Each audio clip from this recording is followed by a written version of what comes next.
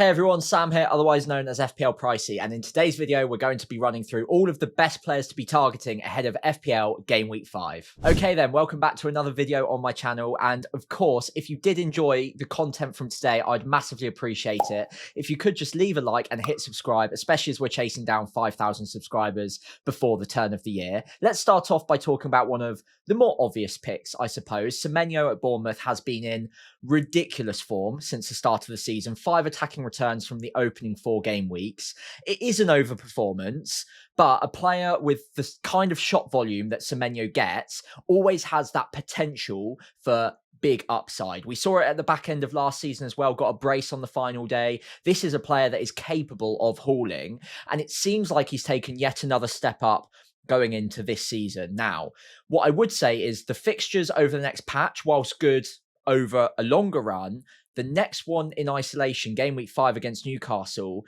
it's not a terrible fixture, and Newcastle have or will have just played their opening Champions League game in the midweek, so maybe they'll be a bit leggy, but I don't think it's necessarily the must-buy time for Semenyo. Obviously, last week it looked like a good purchase time. This week, never a bad time, but next week in particular, game week 6, is when I'm personally really targeting to have him in my team buy, and then probably hold on to him for the long run at 7.5 million. Even if he wasn't on penalties, I still think it's pretty good value for money with this kind of underlying data. 0.67 XG per 90 so far is very impressive, although it is worth noting he was bolstered by having a penalty in game week 4. Now, before we get carried away and overly excited by that, that occurred before Kluivert was introduced onto the pitch. So we don't know that Semenyo is ahead of Kluivert in the pecking order for taking penalties. I would still argue that Kluivert is probably the number one taker. But it is interesting to note that with Evan Nilsson on the pitch, Semenyo still took the penalty. So at the very least, you'd have Semenyo as number 2 penalty taker. There's a chance that he's number 1, and until Kluivert gets back in, he is probably taking the next penalty. So Kluivert, given the form that Bournemouth are in, he might not come straight back in either. You've got Brooks, you've got Tavernier as well, both doing really well. There's no guarantee Kluivert comes straight back in, so Semenyo might be on penalties for a little while longer. I've already mentioned it briefly, but the shot volume is ridiculously good. So this is a guy who can return in any given game week. He just needs to get a bit fortunate with 1 or 2 of the shots. The underlying data is good. The projections are looking healthy as well. I would say that if you're looking at ripping apart your team this week to get to him, maybe just wait 1 more week. Leeds away is a better fixture than Newcastle at home. Leeds have looked pretty good defensively, but you would think that Semenyo and Bournemouth have a pretty good day at the office in game week 6.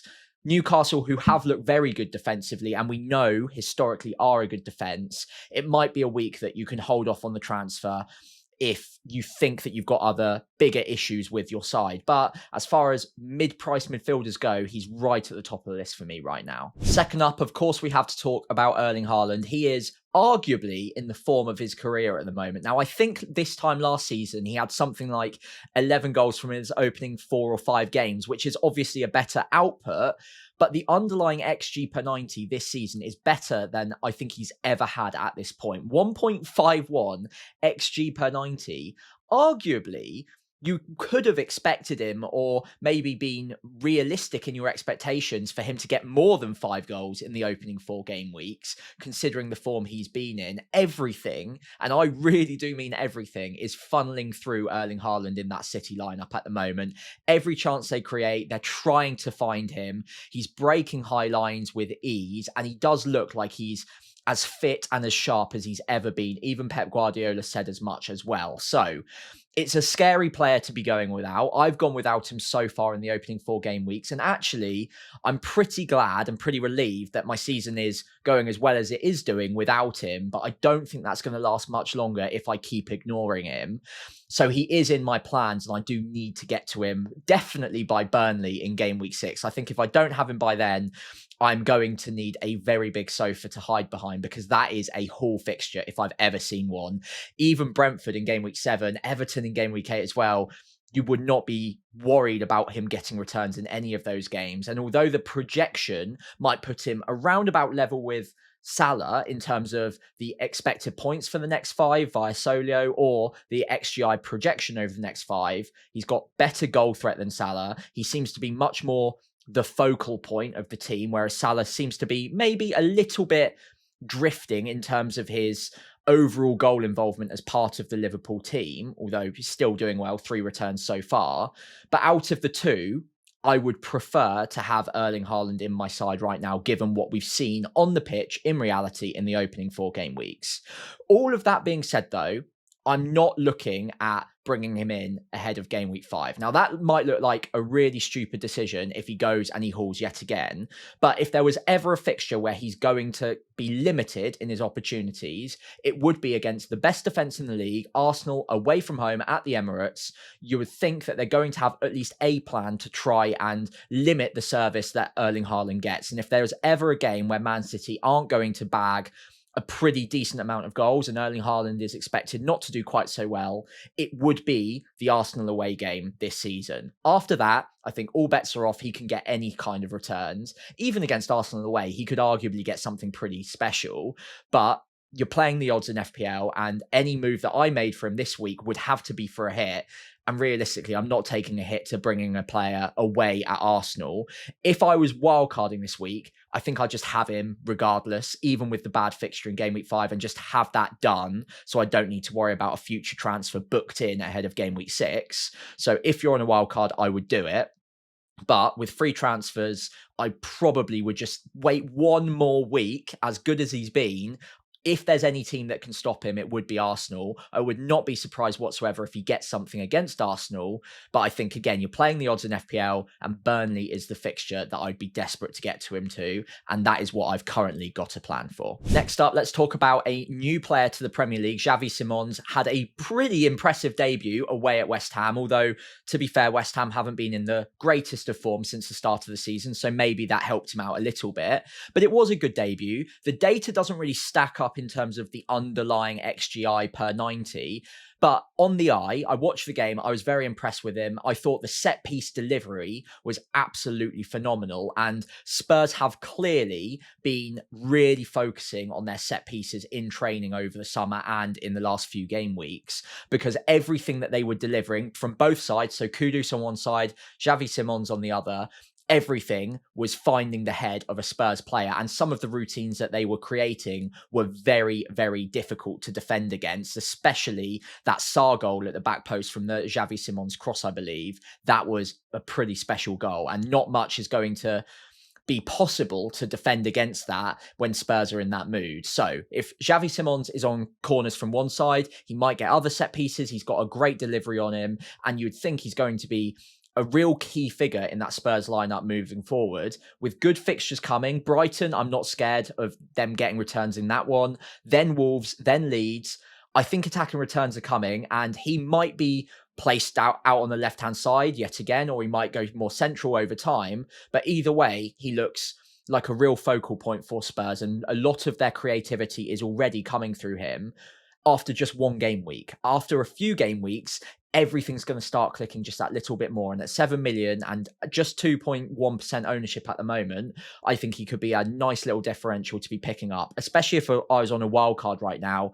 I'd have one eye on him for sure at that price point. I think that could be a real interesting differential at a pretty good price as well, to go after a team that have good attacking data. He's got historically good data, and his set piece delivery is phenomenal, especially when you're considering the people that he's delivering to. You've got Van de Ven, you've got Romero in the air. They're going to get headers on goal. They're going to get returns. So I really like Xavi Simons at 7 million, and Spurs fixtures over the next patch of 4-5 weeks are pretty good as well. Okay, so realistically, it was never going to take long for Cole Palmer to put his hand up and become an FPL option once again. Obviously, the injury issues that have occurred this season have taken him out of a lot of people's sides, although I was surprised to find out that he's still actually in about 20% of teams at time of recording. That will probably rise over the next week or so. Now he's back and fit and firing once again. I think what he did in game week 4, in the limited minutes he got, was remind people what he's capable of. He had I think a match high amount of shots in a limited amount of time. Obviously, he got less than a half to do that in, but he still, I believe anyway, unless something happened in the last couple of minutes I wasn't aware of, was leading that match in terms of overall shots. And his XG from that game was also very impressive. Took the goal really well, and he looked like he was playing without pain, with without any sort of injury doubts altogether. And although Chelsea are undoubtedly going to manage his minutes slightly as he builds up fitness again, I don't think it's going to be long before he's hitting good minutes. And of course, along with that, good data as well. So at 10.4 million, he has taken that little bit of a price drop, but he's still expensive.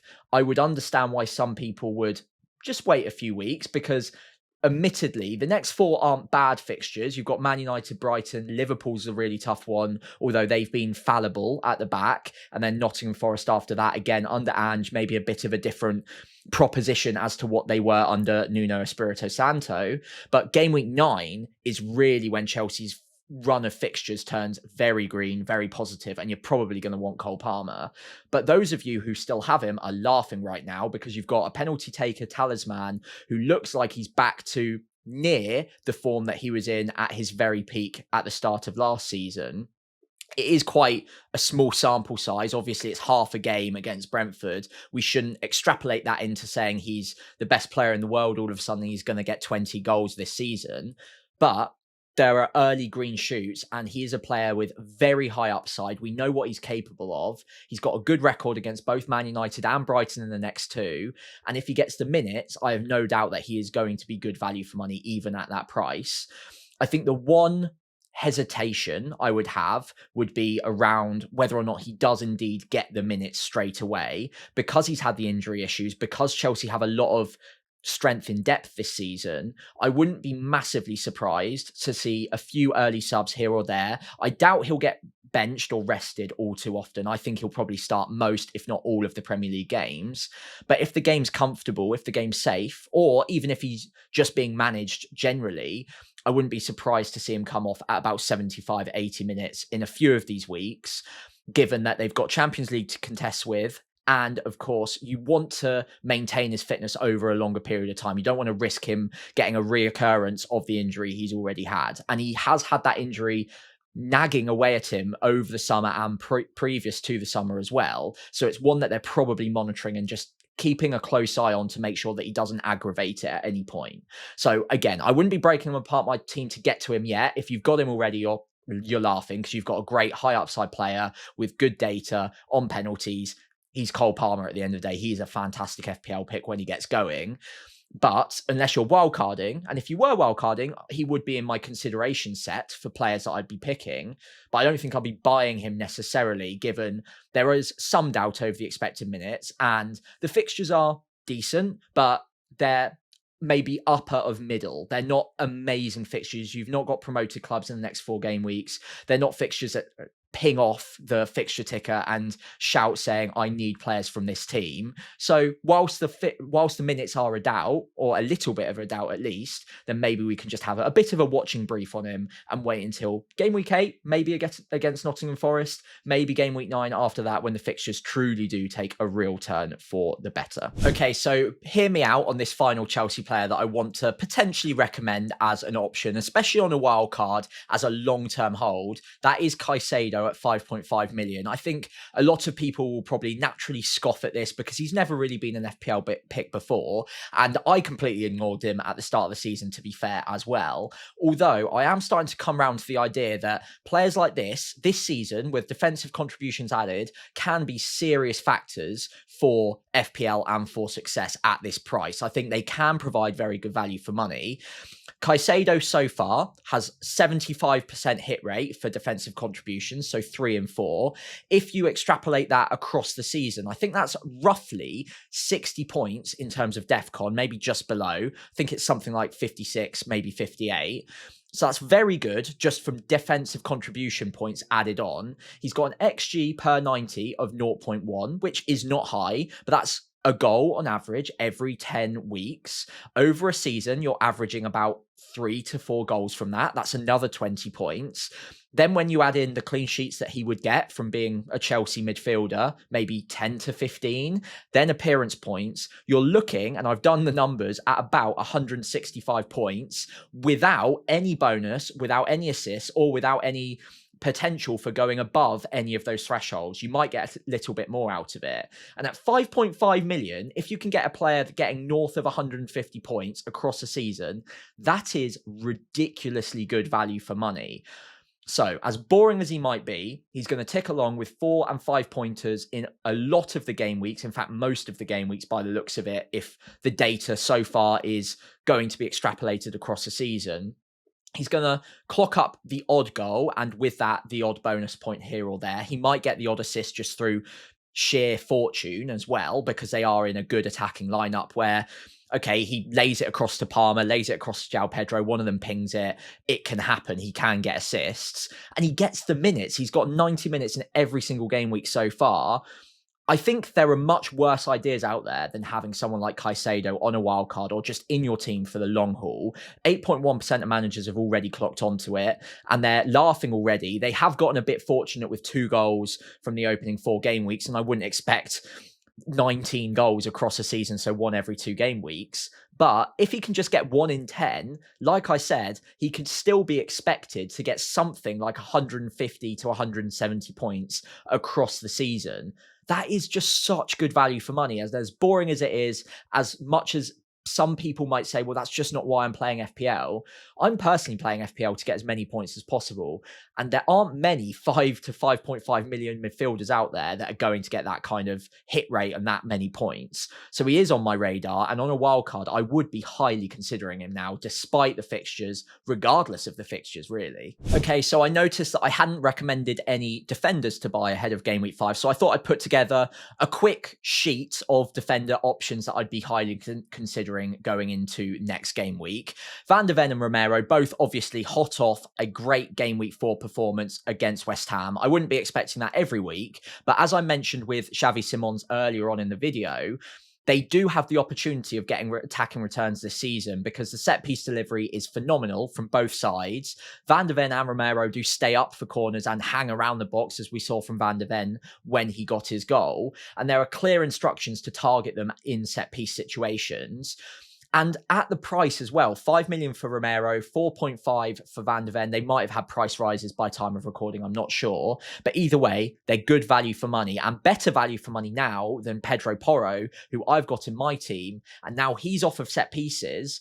I would argue that actually both Romero and Van de Ven probably have better goal threat and better opportunities for attacking return, or at least very similar to Pedro Porro at cheaper prices. So these are players who are high on my watch list. Spurs have good fixtures to come, and they've been impressive defensively under Thomas Frank so far. I'm not expecting clean sheets every single week, but if we can get a hit rate of 1 in 4, maybe 1 in 3, that's very strong for players at this price point. They are going to get the odd attacking return, and when they do, bonus isn't far off. They'll get the odd defensive contribution. I really like both of those options, and on a wildcard, I'd be considering either of them. Senesi is also high in consideration, as is Tarkowski. Both are defensive contribution machines at the moment. I think they've both got 100% hit rates so far. That won't continue throughout the season, but they will get very good rate of returns from that. It raises the floor ever so slightly. And over a season, those 2 pointers, well, the additional 2 points from each week do add up to something pretty special. As I mentioned with Caicedo, if they get something like even a 50% hit rate across the season, that's another 38 points for both of them. Now, on top of the clean sheets you'd normally expect, the odd attacking return, again, you're probably looking at something like 150, 160 points from Senesi, who started as a 4.5, Tarkowski, even at 5.5, I still think is a bit of an FPL cheat code. I'm very happy to own Tarkowski, even away at Liverpool. And to be fair, I probably wouldn't recommend buying him this week, but I think he's very playable, even in the worst fixtures against Arsenal, against Liverpool, because he is very likely to get that extra 2 points. And who knows, Everton are a good defence. You might just get lucky. They might just shut up shop and keep a clean sheet in any old fixture. So I think in any game week, a player like Senesi, Tarkowski, they're always playable because they can spring a surprise, and their floor is ever so slightly higher than ever before because they're very likely, especially in the most difficult games, to get that extra 2 points from defensive contributions. Mark Gahey, another one that I would be highly encouraged with purchasing at the moment. West Ham away in Game Week 5. It's a good fixture. And then after that, although the fixtures are maybe middling, at the price, he's still very good value for money. So I would have my eye on him, especially in the short term with that West Ham game sticking out to begin with.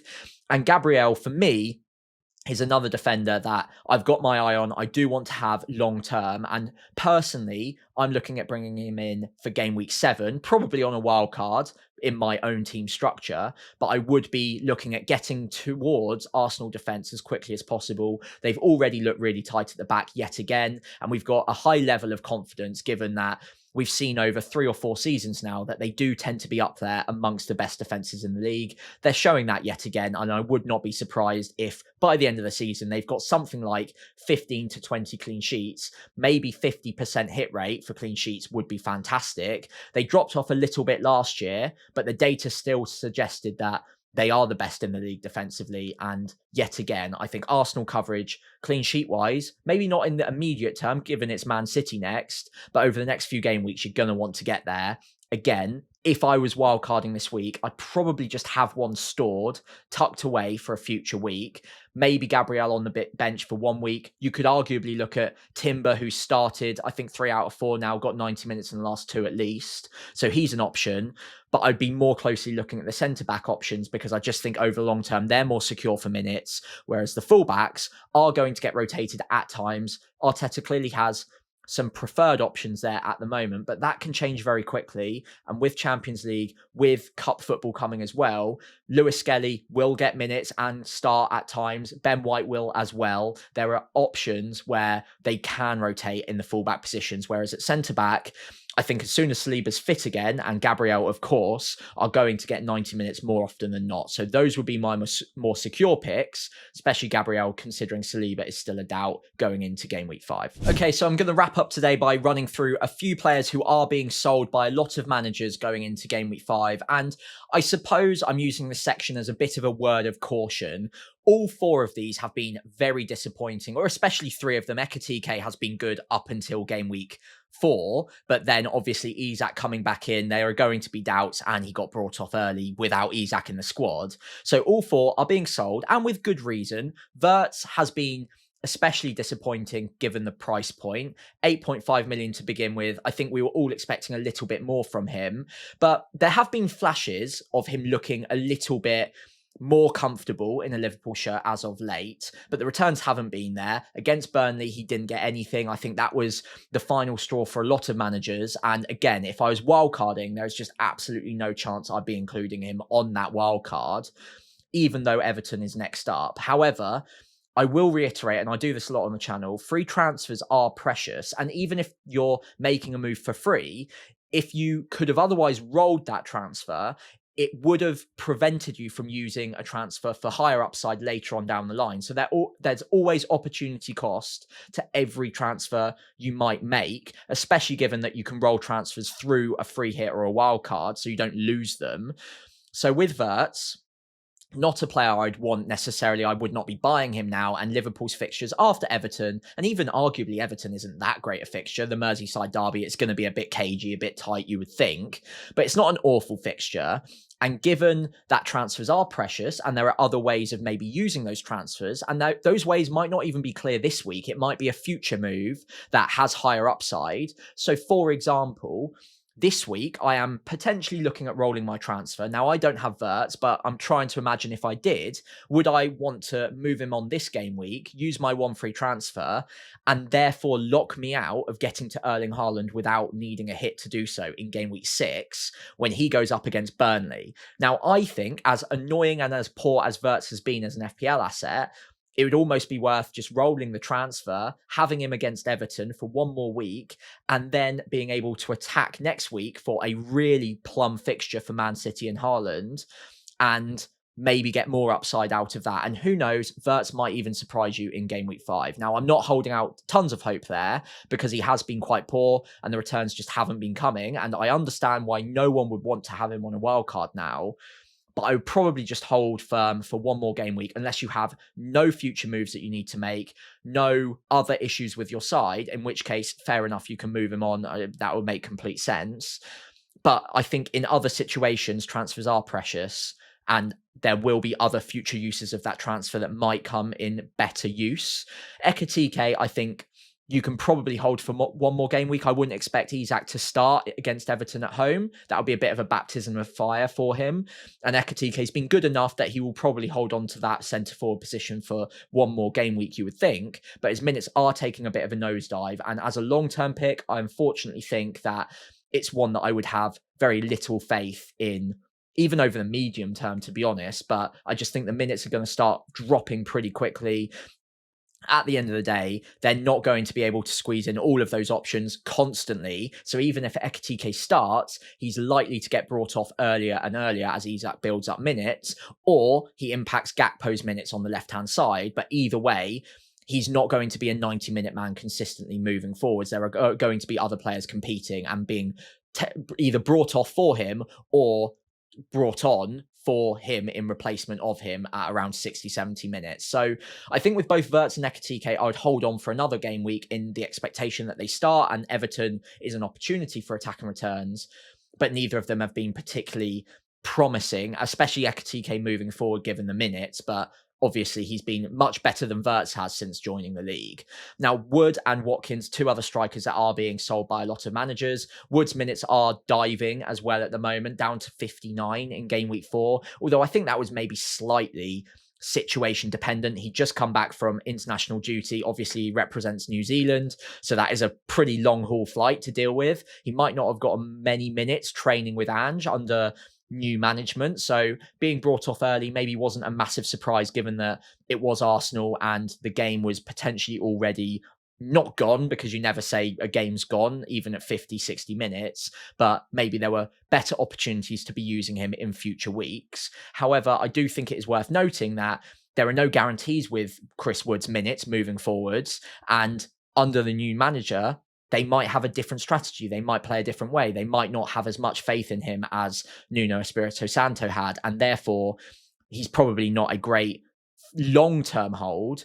But over the next 2 game weeks, it's Burnley and it's Sunderland. I'd hold on to him for 2 more weeks in the hope that he can get you something in 2 good fixtures. And then after that, I think game week 7 is probably the time where I'll be looking at getting away from Nottingham Forest assets generally, but Chris Wood especially. Finally, Ollie Watkins in my team. Utterly disappointing, really bad start to the season, probably on a par with Wirtz in terms of disappointment. In fact, if not arguably more, considering that we have more confidence in Ollie Watkins over several seasons worth of data in the Premier League. Usually he's a fantastic option, and he's a little bit more expensive as well than Wirtz. So you're expecting a little bit more out of him. Villa still haven't scored a Premier League goal. So it's very, very concerning. But I will say the word however, yet again, and I realise I'm doing this a lot in this video, but transfers are precious, and he's got Sunderland, Fulham, then Burnley. You've got to think at some point Villa are going to score a goal. Surely they're going to score a goal somehow, some way, even if it's just through sheer luck. Surely they score a goal in the next 3 or 4 game weeks. And if they do, Ollie Watkins is the most likely one to get it. Again, no way would I be including him on a wildcard. If I had unlimited free transfers, he would not be in my side. But I've got 3 injured players at the moment in my side. So there are bigger fish to fry. There are bigger issues. And I just don't see how he's worth using a precious transfer on right now, considering in the future you can use that in other ways, given that it's Sunderland next up, who admittedly have been very solid at the back so far, but it's still a promoted club. And if you told me at the start of the season that I was looking at selling Ollie Watkins ahead of Sunderland away, I would have laughed and just said, what are you doing, Sam? So I'm going to hold faith for another week. Fulham is a tough defence in game week 6, and if he blanks yet again against Sunderland, then it's going to be even more tempting to just get rid of him ahead of Fulham, even given that Burnley is shortly after that in game week 7. I would still understand it. Not surviving on a wild card whatsoever. I've pretty much made my peace with getting rid of him on a wild card in game week 6 or 7 myself. But Sunderland away, I think I'm just going to hold on for 1 more game week in the hope that he turns it around, just because a lot of other managers are selling him as well. So I maybe get more benefit if he does get something. I'm really not that hopeful, in all honesty. I just think there are better uses for my free transfers in the next 2 game weeks. Now, as we reach the end of today's video, I'd really appreciate it if you could leave a like and subscribe to the channel. And I'll see you next time as we start locking in my team selection ahead of Game Week 5.